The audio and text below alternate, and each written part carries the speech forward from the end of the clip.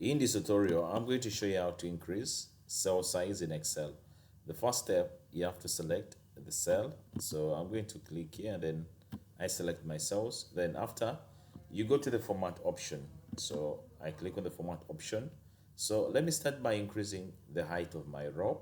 So I click on row height, then I give it my dimension. Let me give it a dimension of 60, then I press enter. So my row height has been increased. So let me also increase on my column width. So I select the cells again, I go to the format option, then I go to column width, then I can give it also a dimension of what? Of 80. Then I press enter. So you're able to see that my cells have been changed. So that's how you're able to do it. And for more and more tutorials concerning Excel, please don't forget to subscribe to our YouTube channel. Thank you.